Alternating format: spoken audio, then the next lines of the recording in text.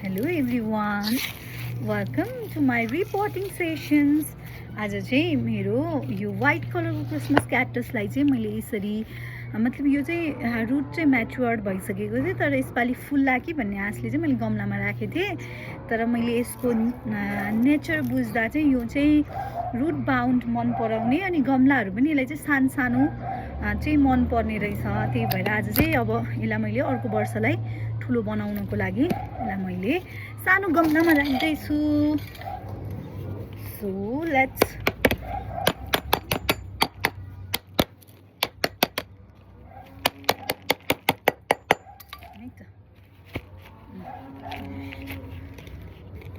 अप्ठ्यारो भयो।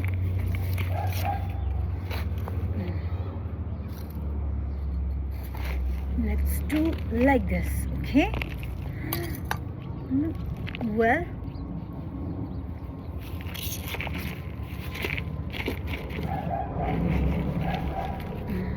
nice. So this is the one.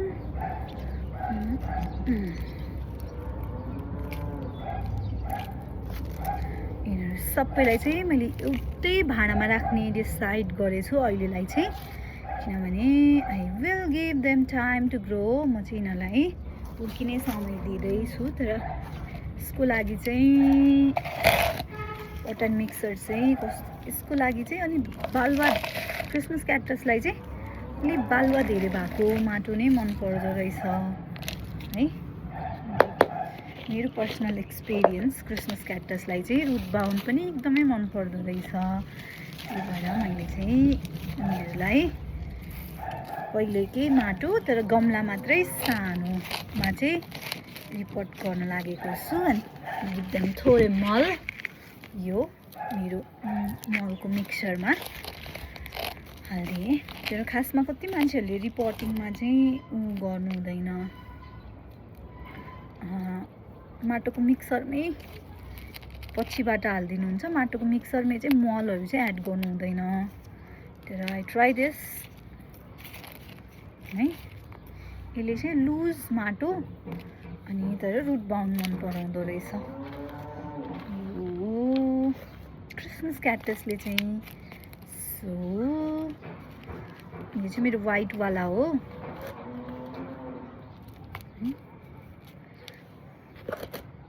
अरू चाहिँ पिङ्क नै हो। यो चाहिँ वाइटवाला हो, यो चाहिँ पिङ्क नै हो सायद।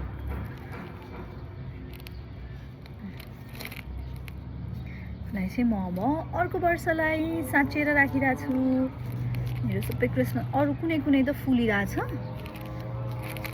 मसँग चाहिँ पिङ्क वाइट अनि त्यसपछि रेड कलरको छ क्रिसमस क्याक्टस। यसलाई चाहिँ मलाई एकदमै मतलब त्यो हुन्छ नि बुसी बनाएर राख्नु मन छ। तर यस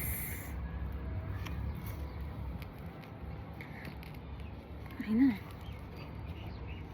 खासै फुलेन क्या यिनीहरू, एउटा दुईटा मात्र फुल्यो हैन।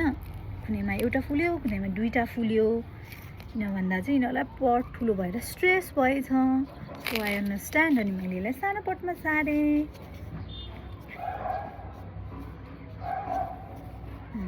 Okay, now let's wait this for अर्को सिजनलाई। होप एकदमै राम्रो फुल्ने छ। यो चाहिँ मेरो यो चाहिँ आइएम कन्फर्म यो वाइट हो हैन, अरू चाहिँ पिङ्क नै हो। Thank you.